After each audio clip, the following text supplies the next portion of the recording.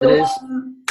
Yeah, Lucy's just told me that we're live. We do know that, Lucy. We're having a bit of a chat just before David goes live with his information. I actually saw David present this at the office at the VIP day last week, and I was, as ever, when I hear you talk, David, just blown away with your knowledge, the information you share with us, and your complete passion and your connection to the product, the processing, what the product can do for us and the animals. You are forever, and I think we feel that when we hear you train, which is amazing. Through and through, like a rock, isn't it? Yeah, I mean, you know, yeah, I guess you're like us. You join forever, really. Maybe you can tell us a little bit about how you got started in Forever. Yes. As in a lot of cases, there was a very persistent FBO, as you call them now, who kept coming into the practice, small animal practice, with her dog, making up all sorts of problems with it, which didn't exist half the time, just so that she could get in front of me and tell me all about Aloe. And she did bring in a few sort of leaflets, but as you remember, half of it was in Chinese and stuff back then. And I said to myself, you know, I tried to be polite to people, and I thought, well, how on earth can I get rid of her politely? And I thought the best thing to do was to give in and take the gel for the six weeks or whatever it was, 60 days, and then say that it didn't work, and I get my money back, and she go away, and I never see her again. But actually, she did give me the gel, and I was taking it, and you probably remember I had a bad car crash, and I was only doing small animals at the time, and it did seem to help me. And I thought, after the period, I had to admit to her that actually I had seen an improvement, and that therefore I would start using it on the small animals to begin with. And then as I got better myself and I went back into the horses, I started using it on the horses as well. And I said to her one day, look, I'm buying all this product directly from you. There must be some way of getting this at a wholesale price or something else involved.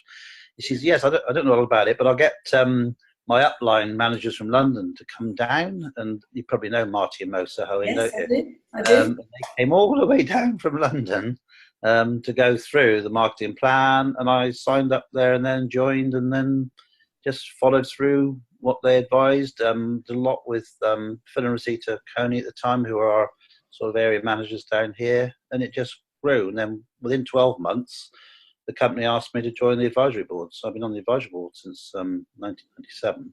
Yeah. Which is 20 odd years. Yeah. And that's how it all started, really. Yeah. It just grew and grew and grew. So I think there's a real message there for a lot of the listeners that are already have joined us tonight, and that is persistence pays off. Because, you know, had that young lady come to see you and she'd taken your first rebuff, if you like, and said, when you said no and said, okay, I'm never going to come back again, then maybe you wouldn't have been in Forever. Maybe you wouldn't have benefited from the products, and we certainly wouldn't have benefited from your knowledge. So I think for everybody that's listening, persistence pays off, and getting someone to try the products, to evaluate the products. And I think, you know, very often we go in to talk to people, it's all business, but remember, very often when people try a product and they see those benefits, that's when they begin to open up, saying, you know what, I now need to have a look at what the business can offer. Yeah, that's exactly what happened to me. It was the products, and then because I saw them working, I could see there was a business opportunity here. And in the past, I would never have been involved with that type of marketing, never ever. Because you can imagine I was approached by all sorts of different companies over the years, and I always said no because I didn't like what they were trying to sell. It was all like kitchen stuff and things like this, and cosmetic-y things and jewelry and stuff, and I was never interested. But this, of course, because it was herbal based, that was me all over. And so, of course, when I proved it worked, that was it. Yeah. And being the entrepreneurial person I am, I see a business opportunity, I will go with it. And it's the cheapest business I've ever done. I was actually just going to say that you're probably one of the most entrepreneurial people I have ever met. And I obviously, when you saw the business and you had that sort of love affair with the product, it was obvious you were going to get involved. And I just want to thank you for all that you've done for all of us FBOs, because you bring huge credibility to the products, huge credibility to the opportunity. your research, your continued use of the products with the animals, and sharing that with us has been invaluable. So without any further ado, what I want to do now is start the webinar properly. And I will, I know that everybody's been listening. I've just had several messages. I think people love the chit chat as much as they do the training, really. Yeah, so what I want to do, obviously, is introduce you formally. We are very fortunate to have you come and chat to us tonight. And just for everybody that's on the call, David is bang in the middle of calving time. And this is a time when he is very busy on the farm. So for him to take an hour out of his schedule to come and talk to us, we feel very privileged that he is doing so. And one of the reasons I've asked David to come and share this presentation with you is because we obviously have launched. Many of you will have placed your orders for these new drinking gels, because I think yesterday was D-Day. And I know that I placed my order yesterday for literally loads. I think I bought a tri-pack of each one and a mixed tri-pack, because I can't wait to get these products out to the end user. But I've been fortunate that I've been using this aloe for quite some time now. As a GLT member, we got to try it for the first time back in Andorra last year. David, I know you've been trying it as well before it's been available to the FBOs, and we've just seen such a difference in everything about it. And when I saw you train at the VIP meeting last week, I just thought, got to have David come and talk to the masses, not just a few select people. So I'm really excited about handing this over to you tonight. Everybody, please, I think you need to get your notebooks out, get your pens out, open your mind, take copious notes, because David has a wealth of information to share with you. So David, thank you so much, and over to you. Thank you, Jane. Good evening, everybody. Nice to be here tonight. I'll just start off with, as you can see, the first slide here, which it really just shows you a little bit about Rex, how he is a real visionary and an entrepreneur like myself, and never gives in and is very persistent. And if you look at some of the dates on here, he actually found and discovered aloe over 50 years ago. But his problem was that it went off because it was a fresh product he was using. And he then spent 4 years from 1964 with a group of chemists trying to find a way of stabilizing it. And at that time, there were a lot of other companies trying to do the same, and they were using all sorts of different techniques. Some of them were heating it at very high temperatures, almost sterilizing it, adding all sorts of chemicals, freeze drying it. They were trying everything, and most of them fell by the wayside. But Rex persevered for another 4 years until 1968, when he actually formulated the actual stabilization process that we've been using up until now. And he had a patent for that. It is around that time that most of the actual work on the aloe was being done by Aloe Vera of America. And that company was incorporated at the same time. And then later, 10 years later, he formed, in 1978, as we all know, Forever Living Products. And again, being the entrepreneur he is, in 1981, he purchased Aloe Vera of America, which was producing all of the aloe at that time. And he started a considerable program of investment in all of the different areas, in the plantations, the production facilities, the product range. Because actually, if you go back to 68, they actually only had 6 products. They had a gel, a juice, an activator, a jelly, a topical lotion, and the heat lotion. And that was all that they had. So from then onwards, when he took the company over, he developed the hundreds of different products that we have today. If we could have the next slide, please, Jane.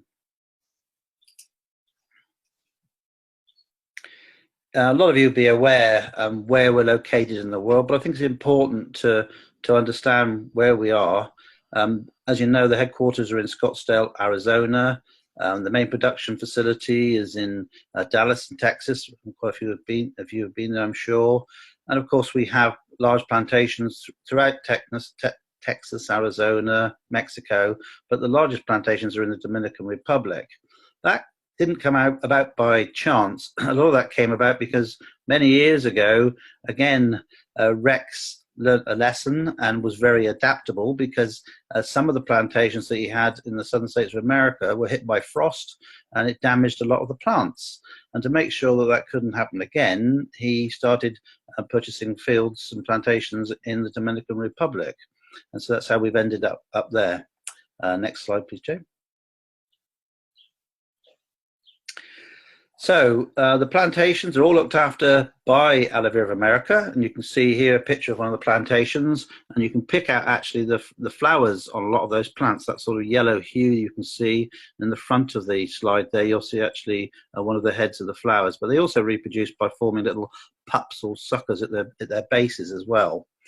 The plants actually can live up to 12 years. They're normally not cropped until they're 4 years old. And I think if you need some of the data which has been produced for the new product, I think you'll find that although they say they're cropping them at 1 year, I think what they mean is that they've actually been put into the plantations for a year before they start taking the leaves off. But we actually have over 50 million aloe vera plants. 30 million are in the Dominican Republic, as I was saying, and over 6,500 acres of plantations. It's absolutely huge. I, again, as Jane has said, have always been an entrepreneur, and I thought, yes, I could grow aloe vera plants in this country. And I also, as you know, have my own bottling company. So I thought, right, I've got a small farm in Cornwall. I'll put up a big polytunnel and I'll start growing the plants and produce my own aloe vera spring water, which I did. And I did sell it once to many of the health shops and supermarkets, but they only bought it once, because what I did was actually just to take the gel out of the leaves and put it straight into the water. So you can imagine what that tasted like. And so nobody bought it twice. So that little business enterprise of mine didn't come off. We, of course, are the largest aloe vera, or we have the largest aloe vera plantations in the world, the largest producer of aloe. We produce over 85 tons of aloe leaves every day. That generates over 8 million gallons of pure aloe. It's phenomenal. The raw material is going to vary. At the moment, I'm mainly talking about the stabilized gel, and I still will be talking about stabilized gel, because a lot of the products will still be based on that for some time, until we can start incorporating the new gel we're going to discuss in a moment. But the raw material varies because of the soil type. It likes very free draining sandy soils. The climate it's in, you probably have heard that it gets over 2,000 hours of sunlight a year, and it is a xerophyte, so it likes to live in desert-like conditions, very hot, dry, arid conditions. The season of year that the actual leaves are cropped and the way they're harvested. You'll know that we actually select the mature leaves by hand, where a lot of companies just use a machine like a combine harvester and chop off the whole plant. And of course, the product they produce is going to be very, very different to our hand filleted product. Next slide, please, Jane. So Aloe Vera America is the company which looks after the plantations, and you can just about pick out in this slide rows of aloe vera plants with little animals there feeding between. Originally, when we watered these plantations, we just used a huge jet system which used hundreds, if not thousands, of gallons of water, just chucking it all over these plantations, which was very wasteful. And because Forever is always looking to save ways and things it can do from the environment to reduce its carbon footprint, etc., it actually installed a drip feeding system, which basically means it's like a hose pipe which goes down every row of the plants, and it's perforated, so it just leaks out very, very small amounts of water, which actually they can control. And on some of the plantations, they even use solar panels to generate electricity to work the pumps. They don't use any chemical fertilizers, and they do compost down the rind. So after it's been filleted, the rind which they're left behind with is composted, and that generates about 30 tons a day for them. They reduce the packaging to help decrease the carbon footprint. I'm sure some of you, like Jane and myself, have been in the company for a long time and remember when all of the individual topical products and the tooth gels and the sunscreens were in individual little cardboard boxes. And when we used to get them, we basically used to just throw the boxes away, which was terribly wasteful. The company picked up on that very quickly and stopped producing the cardboard boxes. They also have a very tight recycling program at the production facilities. And it is said that about 20 aloe vera plants convert a similar amount of CO2 to oxygen as one tree, which would, in theory, cleanse the earth of around 2 million tons of CO2 a year, which is quite phenomenal. Next slide, please, Jane.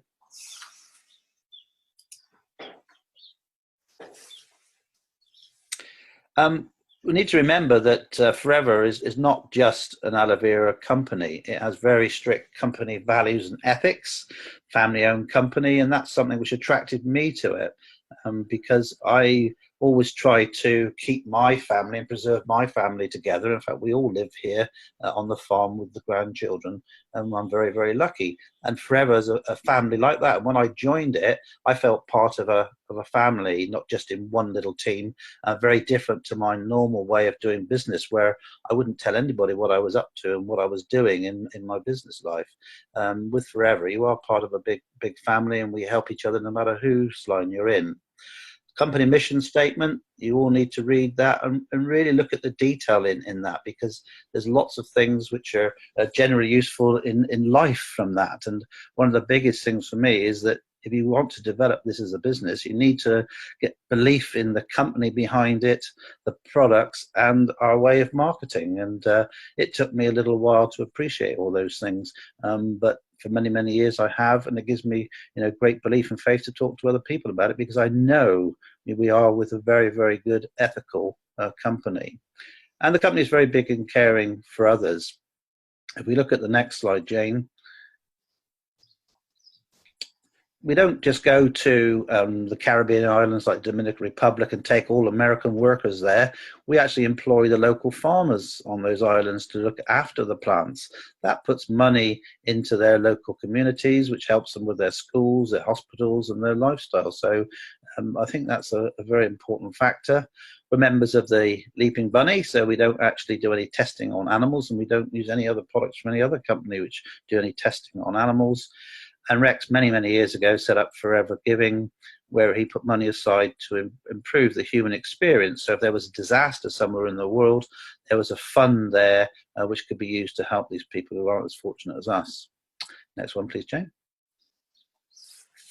So Aloe Vera of America, it's very important to realize they only produce aloe vera for Forever Living, based in Dallas, Texas. The process now of the leaves is within 6 hours of them being harvesting. That's because they do part of the processing on the farms where they're harvested before they go off to the production facilities. So that's reduced the time there. It can take many months to actually then produce a finished product if it's a shampoo, a deodorant, or something else. But the actual gels, the drinking gels, are produced very, very, very quickly and stabilized by the new system very quickly. We do over 1.5 million quality tests each year. This is also very important because we want to know that the product that we're using and drinking and recommending to other people has been very thoroughly tested, and that each batch is thoroughly tested. And that is done by these 1.5 million tests a year. Next one, please. So I'm only going to very briefly just go through a little bit about the plant. If you want to know more about these, come to one of the advisory board trainings. We all discuss different parts. I particularly, as Jane has said, specialize in aloe and the bee products in my trainings. And it's important to realize that the bee products are as important as the aloe. Rex realized that many years ago because he bought the largest bee production facility in the world. I think it was 1978 when he bought that. So it is a very important part. But there are over 300 species of aloe vera. The most important ones are listed here: Aloe ferox, the peribaker, the arborescens, and the barbadensis. The one which has stood the test of time when it comes to helping maintain health, and that's the terminology we use now, has been the barbadensis. If you look back to the Egyptian temple engravings, that goes back over 4,000 years. So that's the one which has stood the test of time. It's the one which is most productive as well, and it is the one which is fairly easy to cultivate. Ours is hand-picked, so we only pick mature leaves. It's hand-filleted. It's processed within a few hours, and we produce 85 tons of leaves every single day, which is huge. Next one, please, Jane. This just shows the leaf being hand filleted. It's just a little bit like filleting a fish. And then you can see them being washed, and actually you can see the sap dripping out as it's going through that process there in the lower part of the slide. The next one, please, Jane. That shows a cross-section of the leaf. And if you look at the little cross-section, you can see it's only a tinier part of the leaf that we're looking at. But these are important points because you have the rind at the top there, the darker green colour is the rind. That's where all the nutrients are produced. It has a waxy coating, so it can conserve water. It decreases the amount of evaporation from the actual leaf. And you can imagine that's very important because it's living in these very dry, arid conditions with 2,000 hours of sunlight every year. So it would evaporate and lose a lot of water otherwise. So it's got a waxy surface. It then has to have a circulation system for moving all the nutrients around the actual plant. They're called pericyclic tubules, made up of xylem and phloem. If you remember your botany, that's where those terms come from. And that's the sap. And it's a sap which is very high in the anthraquinones, which you'll know better as bitter aloes. They were used extensively and still are in some places for painting on children's nails to stop them biting their nails. But it was also used as a very strong laxative and purging agent.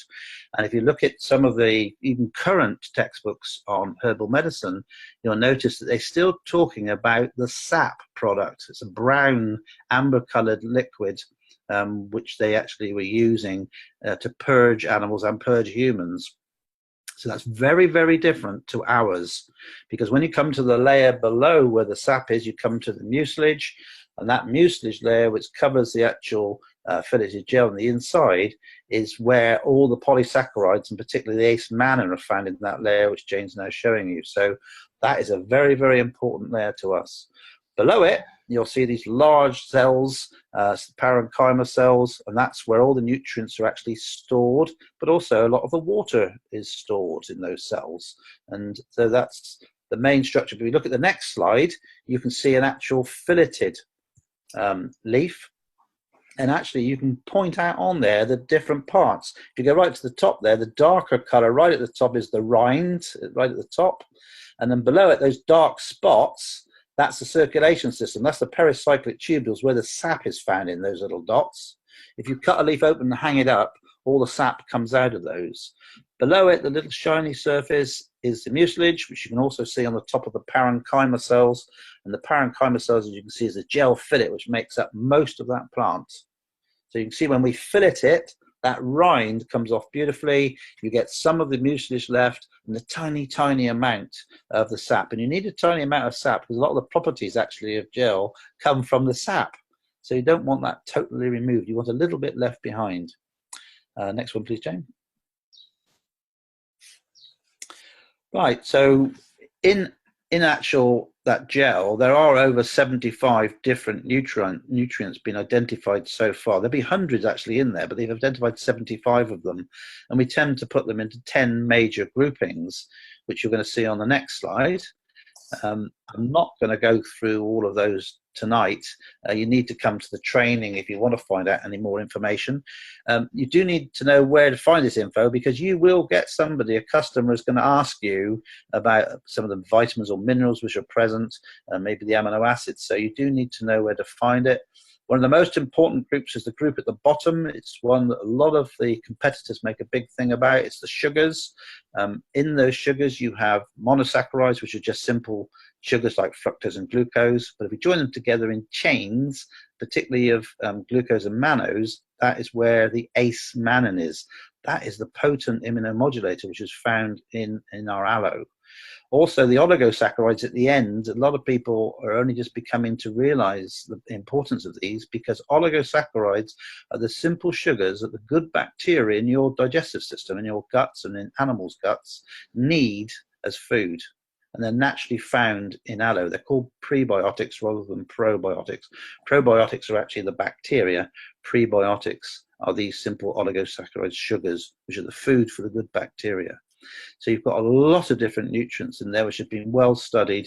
A lot of them have got particular properties of their own. We all know about A, C, and E and the antioxidant properties, but there's lots that we go through in the training. So come to those if you want to learn a bit more. Next one, please, Jane. Stabilization. I'm still going to talk about stabilization because, as I said earlier, a lot of our products will still be using the stabilized gel. For example, at the moment, we don't have the new gel in the Freedom, do we? We're still using the original. So it's important to remember a few of the detail with regard to stabilization, but also it's going to show in a moment the difference between the original stabilization process, which was developed over 40 years ago, and with our new one, which I'm going to go through in detail. But the important points are is that the gel, even with the stabilization, is essentially identical to what you just saw in the inner leaf gel. It's 97% gel. It's just over 96 to be exact, but we always say it's about 97%. The sweetener in it, which is one of the big differences from our new product, is sorbitol, which comes from maize, corn on the cob. It's a natural sweetener, but it is going to give calories to any product, and it is a sugar-based. Ascorbic acid, which is the vitamin C that was used to regulate acidity. Citric acid is a preservative. Potassium sorbate, which sounds very like a chemical, but actually where they can, they derive these from other plant sources, and a lot of that came from mountain berries. Xanthan gum, you might be familiar with that one because a lot of products you buy on the high street have xanthan gum as a natural emulsifier. It comes from seaweed or kelp. Tocopherol, which is vitamin E, another natural antioxidant which is added. So those are the old stabilized product, which we'll still be using for a while in some of our other products. Okay, Jane, next one, please. Okay, now for the bit you really want to hear about. On the left, you can see our original 3 products, the Berry Nectar, the Aloe Bits and Peaches, and the Aloe Gel. Straight away, you'll see the new types of Tetra Paks that we have. And you'll notice a lot of the information is actually written on those packs, and it says on the gel there, for example, no added preservatives, and it is sugar-free. There's no sugar added to it. So actually it contains no calories in there. And because it has added vitamin C, that vitamin C level is 75% of your recommended daily allowance. And any product which has over 15% vitamin C, you can actually talk about the properties of vitamin C. So how vitamin C can benefit your immune system, your skin, and how it acts as an antioxidant and protects your cells. So there's quite a lot of things we can say about the aloe gel.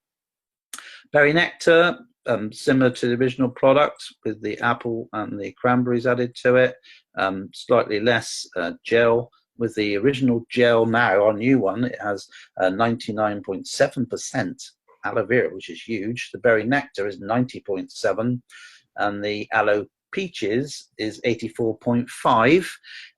It's interesting to note that it no longer says bits and peaches anymore because there's no bits. Originally, the bits were pieces of actual aloe, but because we now have a homogenized product, meaning that they actually break down the cellular particles in the gel to a slightly smaller size, which makes it more even and more easy to work with.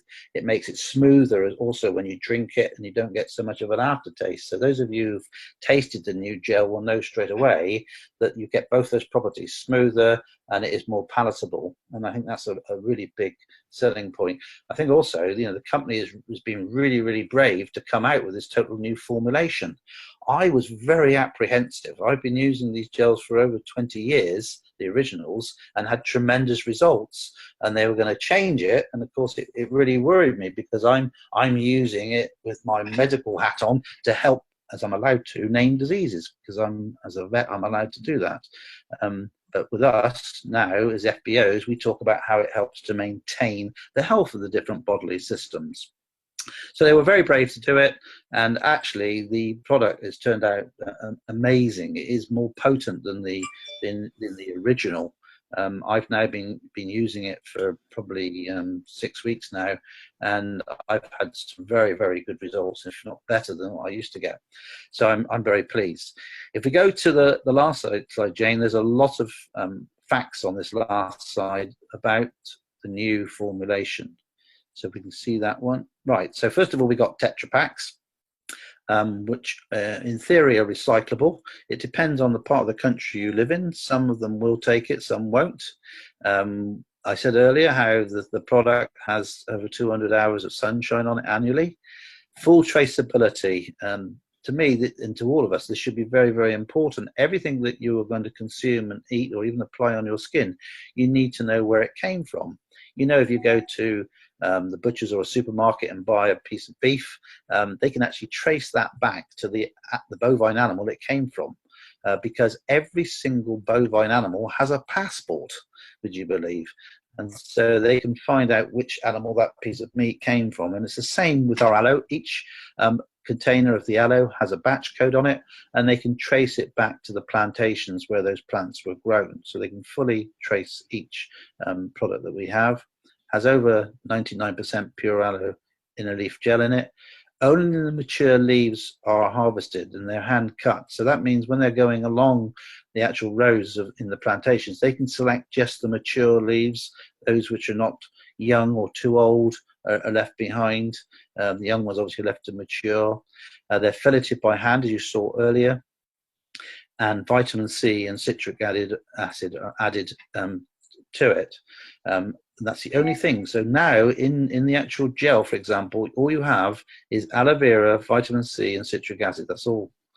It's flash heated. That concerned me initially, because I know from previous experience with herbs I've dealt with for many years now that if you overheat them, you denature proteins in particular, but also a lot of the other vitamins are damaged. But if you actually heat for a very short period at only a moderate temperature, they're not damaged. In fact, they can be enhanced. And flash heating refers to heating them for 15 seconds at below 70 degrees. So at those temperatures, you do not damage it at all.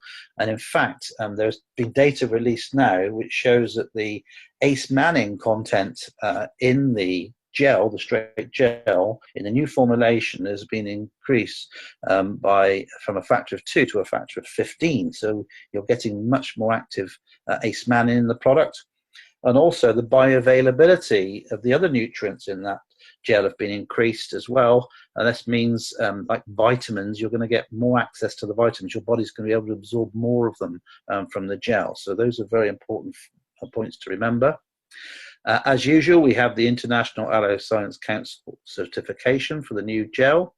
We will be patenting some of the processes that we use. Obviously, the old gel, stabilized gel, was actually patented many, many years ago, as I said earlier, and there are certain processes in the new formulation which will be patented as time goes by. It's, again, still suitable for vegetarians and vegans, and it's halal and kosher certified. So you've still got a very similar product to what we had before, but it is more potent. And the main factor that you want to know is how long it lasts for when it's been opened, because we know that our original gel in the unopened cartons would last for 2 years. Well, so does this one. But what happens when you open it?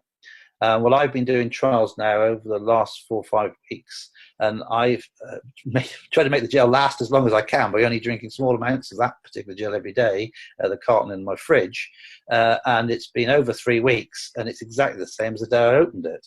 So provided you keep it in a fridge at 5 degrees or below, and you keep it in the dark by closing the fridge door, it will last for many weeks and way beyond the time you should have drunk it. I was also asked at the VIP training from a lady from Africa that obviously they don't have fridges in some of those remote places, and what's going to happen if they just store it their normal way. And normally what they do, they just put it in a bucket of water with a cloth over it and keep it in the shade. Well, actually, I've been doing the same now. We've had very hot weather over here, and so I've kept it in the shade, but it's still very warm where it's kept, and in a bucket of water.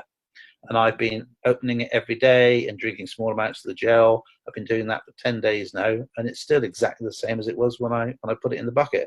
The only thing I can see which may happen is that the actual container, the Tetra Pak, the walls of it are starting to bubble now at about 10 days. So we may have to put it in another container to keep the water away from it before you put it in the bucket, or coat it in maybe cling film or something, but that's something we will find out as time goes by. The only other point on there is processed within 6 hours, which I mentioned earlier. So I think that is the last slide, apart from a lovely picture of Rex, who we owe a lot to, a real gentleman, a real visionary, a very determined person, and a true entrepreneur like myself. I'm sure he's dabbled in all sorts of things over the years, and I just love the way that when he sees something come available, he actually goes in and buys it and develops it. So thank you all very much for listening. I'll hand back to Jane and see where we go on the next step. Thank you, David. As ever, very informative, and it's incredible to know that we are still improving our products after 40 years of trading. I think I said this the other day. There's a lot of high street companies that we have grown up with over the years that are going out of business, facing great financial problems. And that's because they've not reinvented themselves. They've not brought new products to the marketplace, and hence they've got problems. And here we are 40 years on, and we're still inventing new products. We're still looking at ways to make these products even better. And I guess, having had a bit of time with Rex myself recently, as he said, we're looking to the next 40 years. Yeah, absolute. Yeah, now, real visionary, really looking, like you say, adapting and changing, which is what always impresses me, because if you don't, you're like a dinosaur, aren't you? You just die, like you've said. You've got to adapt and change. Totally. So anybody's got any questions, pop them in the chat right now. David's got a couple of minutes to answer questions. There's one that's come up here, said, a vet has asked me if there is a book or a website that advises how the ingredients in our products affect medication. Are there any cases where certain FLP products may not be used? Should animals be on certain medications? Well, the vets have access to that, because there's a whole series of information, not only in books these days, but obviously on their websites, which shows contraindications, and there's very, very few contraindications for aloe. The main problem that I've had over the years with aloe is it often makes the drugs that I use more effective. So if I've got animals who are on, say, or humans on warfarin, or they're on insulin, it can make those more efficient, and so therefore they should be being monitored more regularly by their doctors or their vets to see if they need to reduce the amount of those types of drugs or hormones that they're on. So that's the main thing I've seen over the years. I think vets they're getting better at it, but they're very unaware of the difference between the filleted gel product and the original bitter aloes product, which is all in their textbooks. If you look in our veterinary textbooks and a lot of the human medical textbooks, it still talks about aloe, and the type that they're using there is bitter aloes. Right. Because they did trials on bitter aloes on ladies with cesareans. They put them on the cesarean wounds, bitter aloes, and the actual wounds broke down. Well, it's not surprising, because that was bitter aloes they were putting on the wound. And we've done trials with our filleted gel, and the problem we find is they heal so quick, you've got to take the stitches out quicker. So it's a totally opposite product. Yeah. Well, I've noticed that personally. When I've had to have stitches, you put the aloe vera jelly on, and before you know it, you definitely healed before the stitches are due to come out. You have. It reduces the healing by about a third, so it's quite significant. Oh, we've got a question here. Can aloe affect ventipulmin for horses? Yeah, ventipulmin is called angel dust because it's used by athletes illegally to improve their muscles. It's used in the horse to help with the respiratory system, because it opens up the airways and it increases the ciliary activity in the trachea, in particular, to bring all the rubbish out of their lungs. So a bit like humans who have like asthma, to open them up. And aloe does not interfere with ventipulmin. In fact, I've got horses which are on ventipulmin and another inhaling drug that we allow them inhale through a nose bag. And actually, I've replaced the inhaler in the nose bag with vet formula, 8 mils of vet formula, and nebulize that, and let them inhale that. So it actually seems to potentiate. It often potentiates the activity of other drugs. And ventipulmin is a very widely used drug by Solvin and Sputulocin and other respiratory drugs we use, and aloe is not contraindicated with those. It definitely, if anything, it would improve their action. Someone's here has said, can you talk about the new aloe with horses? Is the new aloe going to be relevant? How's the horse going to uptake the new aloe? I think I've never had too many problems with palatability. I had 400 horses at Newmarket on the aloe on a big trial we did years ago, and only 2 or 3 of those rejected it when we mixed it in their food. So, and this one is smoother and more palatable. So I don't think you'd have a problem. We've got 10 horses here. They're all on the aloe, both Freedom and gel, and we've never had a problem with them taking it. So I don't think you're going to get palatability problems. I think what you will notice is that when we look at the benefits aloe has, and we talk about maintaining health these days rather than all the named diseases that I love to talk about, but when you're maintaining the health of the lining of the digestive system, particularly the lining of the stomach and other parts of the digestive system, I think you're going to find that the new aloe is going to work even better than the original stabilized one, because you've got more aloe in there and the bioavailability has been increased. So I think you're going to get increased direct effect in the digestive system, but also when it's reabsorbed, it comes back again. So it comes back to the digestive system. A lot of drugs that we give animals, they don't work specifically in the digestive system, like wormers that we use. They're absorbed back into the blood and they come back and are consumed by the parasite. And it's the same with aloe. A lot of it is then absorbed into the blood, and all the different components which have the actual actions are then get through to the cells lining the guts or the respiratory system or the skin. So I think you're going to see, as I've started to see now, increased potentiation with the actual new formulation. Yeah. One more question, because I know you've got to crack on, David. Nikki said, how many mils of aloe gel per kilo of its weight should a dog have? A dog? And at what age can puppies start to have some in their food? Yeah. Any animal, including the human animal, shouldn't really take aloe until they are taking solids. And once they're taking solids, they start to develop their gut flora. So then that's when we would tend to give it to all young animals. The amount that we give to dogs is either 1 mil per pound or 2.2 mils per kilo body weight. So if you're working in kilos, 2.2 to 2.5 mils for every kilo of body weight. Initially, when I started with aloe, I always introduced it very slowly, but I don't do that anymore. I only introduce it slowly if I've got an animal or a human which already has a digestive problem. If they've already got a digestive problem, it's not a good idea to suddenly give a human 120 mils of gel, because it's very likely you're going to change the gut.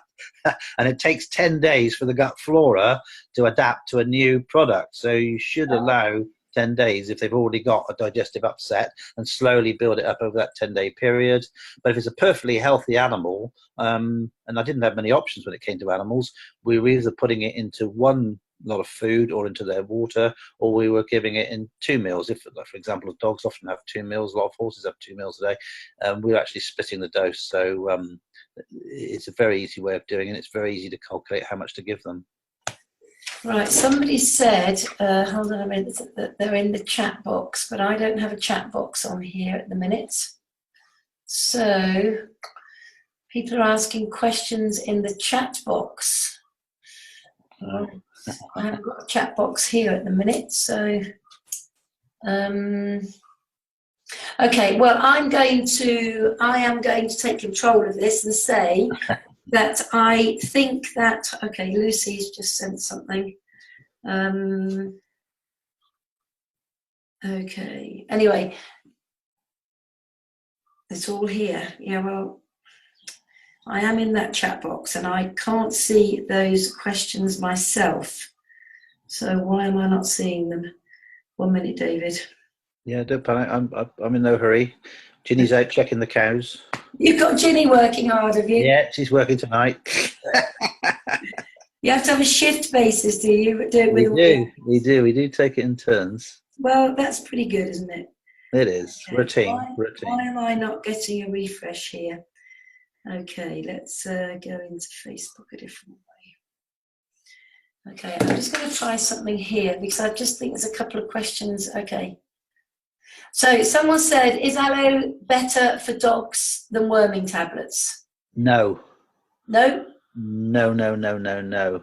There's 2 things I'm very, very strong on one is vaccinations and the other is worming. What you should do is that, yes, it can help if you're using it as part of the dog's diet, but every now and then you should really do a fecal egg count of the actual feces to see how many eggs are in there of the different types, and then a selective wormer used.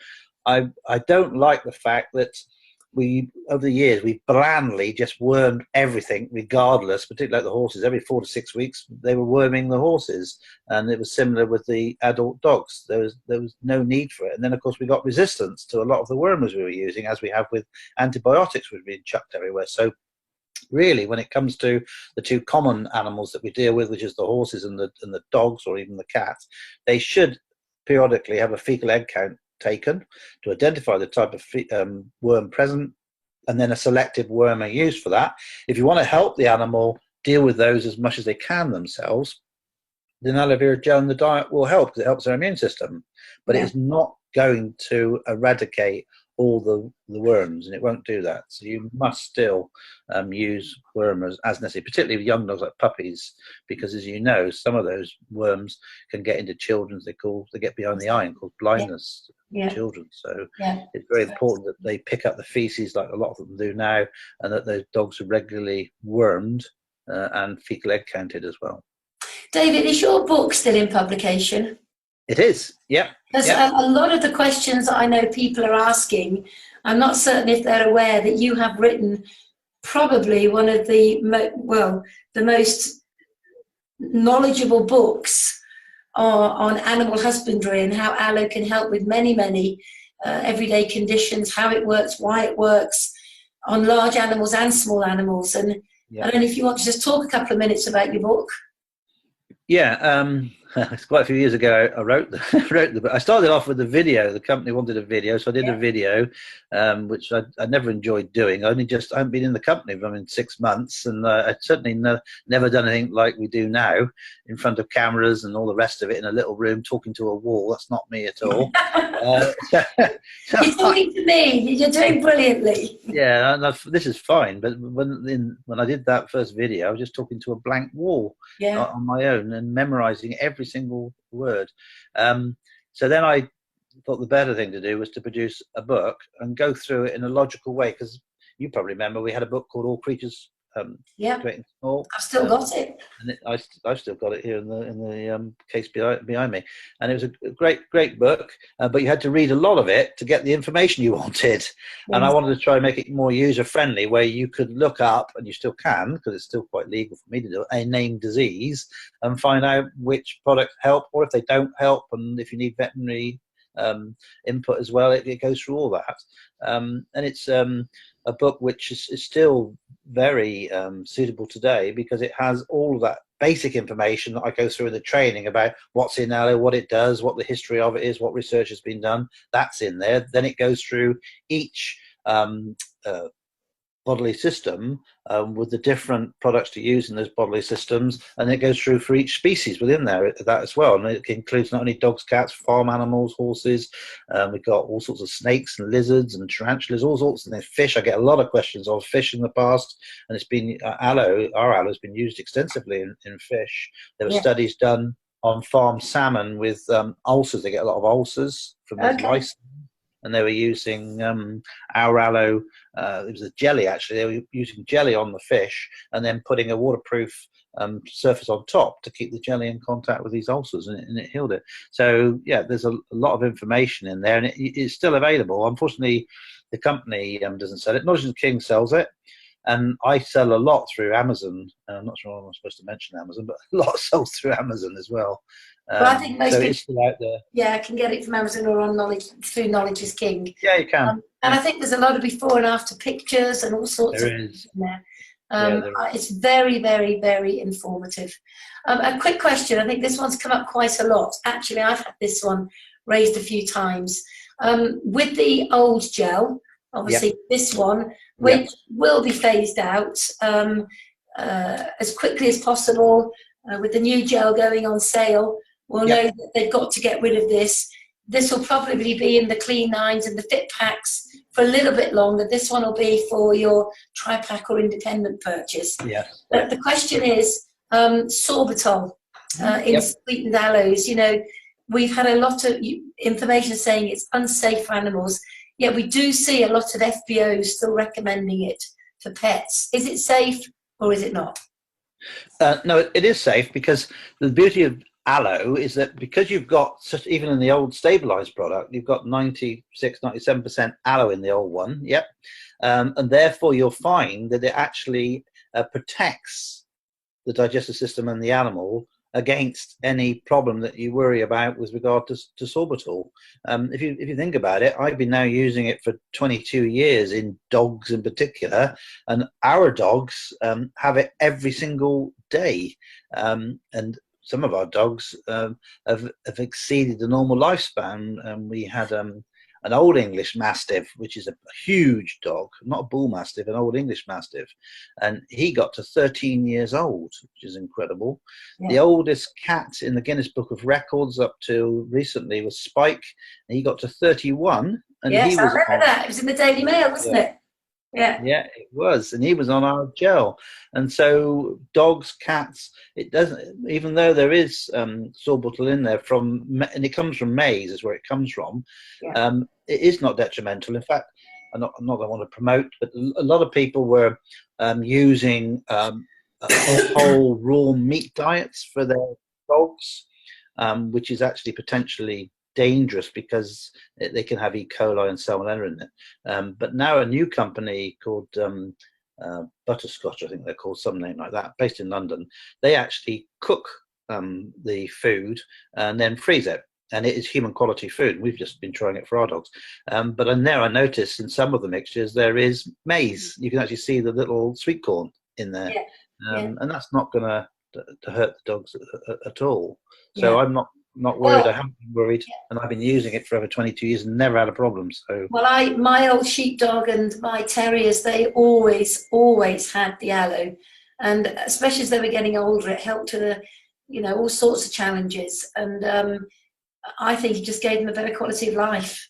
Yeah, it definitely did.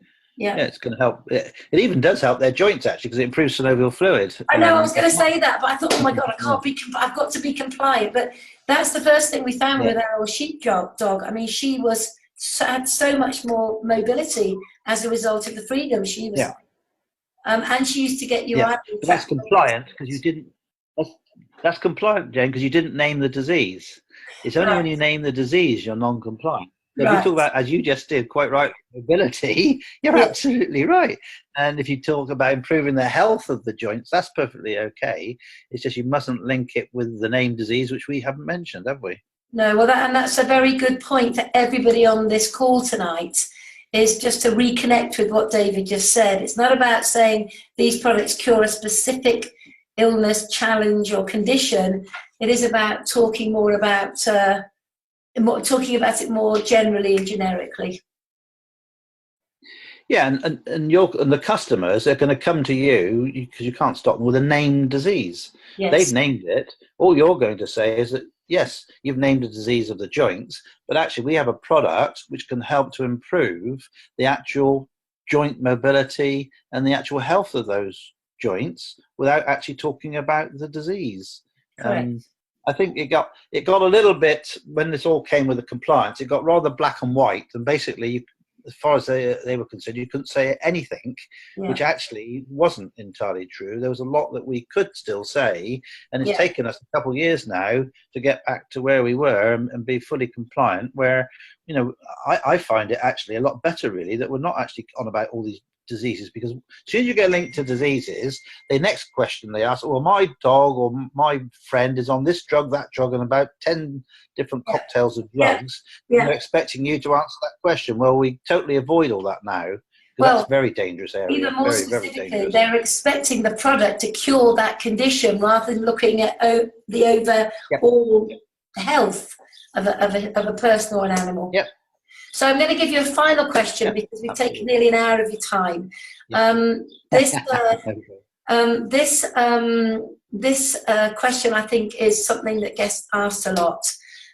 People want to know how best to approach the negative vet, the negative veterinary nurse, anybody associated with animal husbandry, etc. how would you best approach somebody whereby you intrigue them enough to want to find out more? Yeah, I mean, you've got to know the background of the person that you're going to be talking to, and the way that they were trained, because they were trained in a very black and white situation where it's either drugs or it's surgery. Doesn't matter if it's human or animal medicine. That's how the vets are trained, nurses are trained. And so you've got to try and open their minds a little bit. I call it drip feeding them, not going in with masses of literature and things. It's actually getting in front of them and actually then just talking through a couple of the products and say how, and explain it, how it integrates with what they're doing. Because the general public now want to know, where possible, can they use something natural before they need to use the drugs, or can they use something with the drugs which is going to complement that drug and also hopefully decrease some of the side effects. And that's the way, if you ever talk to those professional people, it's not going in with what a lot of them did, alternative medicine. You know, you don't need to use these drugs anymore, you can just use these herbs, because they will just put you down, because they know what you have to go in is the integrate with complementary. Yeah, quite rightly so. It's not an either or, is it? It's more holistic in the No. It integrates. Yeah, it is. You're trying, and that's the right words. It's the whole animal and the whole lifestyle of that animal or human. So you've got to look at their diet, their genetics, the environment they're in. All those things have to be taken into consideration. And then you're using a natural product where we're trying to maintain their health so that they're not developing these problems in the first place. And if you go in the integrated way, then vets and medics and nurses will accept that, but they won't if you go in with this alternative and it's the end of all the drugs, you don't need these drugs, you can just use these products. It's like worming you asked me about just now. You know, if you go in and say, oh, you don't need to use worms anymore, you can just give them aloe gel, they know that's a load of rubbish. Yeah. They're knowledgeable people, but they have been blinkered the way that they've actually been trained. And, you know, luckily for me, I'd always used homeopathy and other herbs in my practice before, and so I was a little bit open-minded. But then I wanted to know, and they'll ask the same question to any FBO, what proof is there, what evidence is there? Well, of course, we have lots of evidence with certain named diseases, but we can't use that anymore. We now have to use the evidence that we still have on how it maintains the health of the immune system. I did a big study on the immune system, lots of blood testing, lots of blood parameters were looked at, and it proved that aloe can actually improve the amount of immunoglobulins, antibodies in the blood of animals and humans. So that's the sort of evidence that you need to get hold of now, because that's what they've asked for. Is that evidence available? You say you've done some research yourself. Is the paper that you've written on it, is it available to us as FBOs? It is, yeah. It was published in a veterinary practice. It's like a little journal that vets get, and it was all about using it in racehorses in training, because their immune system is stressed, their immune systems go down. And we had about 40 horses on this trial. We had a control group and a group which had the gel, and it proved it, because it's black and white. It's all blood parameters. You can't alter that. And it showed that those on the gel, their parameters went up, while those on the control didn't. So it was quite significant. And so if there is some evidence out there. Where is that evidence? Where is that lodged, that evidence now? You just go onto the internet, look up veterinary practice, and you can get the back copies. So if you put when you go onto their website, put my name in and the article, it should come up. I know that other people have got hold of it. Excellent. I remember it coming out when you launched it. It was a fantastic piece of documentation. Again, as you say, you can't tamper with facts. No, and it came at the right time, because it wasn't talking about disease, it was talking about maintaining the health of the immune system, which is exactly where we ended up, wasn't it? Exactly. So, you know, and since then, work could be done in other areas. You could look at maintaining the health of the digestive systems, the respiratory systems, the skin, all those could be looked at. But so far, what we have done is the immune system. And now we've got the new gels. I think the benefits are going to be even more pronounced.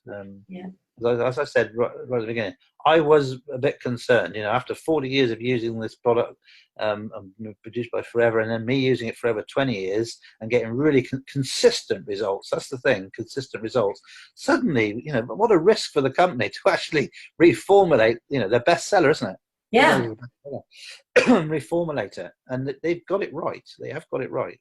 Well, it's absolutely incredible. I mean, I can drink this very, very easily now, and I say the flavour's a lot better, the texture's a lot better.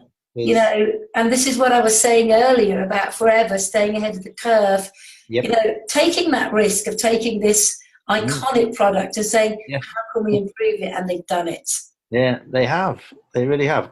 I doubted it actually initially, but once I got my hands on it, I could see, yes, they have. They have. They've done an amazing job. And I know there's some phenomenal stuff coming in the next 2 or 3 years. So, we're all in the right place at the right time with an incredible company. So, David, look, I want to say thank you so much for your time tonight. It's been invaluable. My phone's going crazy. Everybody's just thumbs up and lots of people saying thank you, thank you, thank you. But everybody on the call, you need to get David's training, because David's training is incredible. And obviously it's not just 45 minutes to an hour online. You've got David for 3 or 4 or 5 hours where he goes into a huge amount of detail. So book on the next training. When is the next one, David?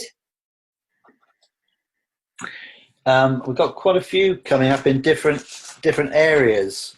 The next one, I'm in London on the 28th of June, Milton Keynes on the 1st of July, Longbridge on the 4th of July. There's a whole series of them coming up now. Excellent. And in those, it'll be a new handout as well, because we're introducing obviously the new 3 products there, the drinking gels. So we'll get all that information in even more detail. Brilliant. Well, thank you so much tonight, and I hope that you have a great weekend. I hope that you are not kept up too late into the night with Marvin. Hopefully not. And give our love to Ginny as well. I will. Thank you, Jane. Good night, everybody. Thanks for listening. Bye. Bye-bye. Bye-bye. Bye.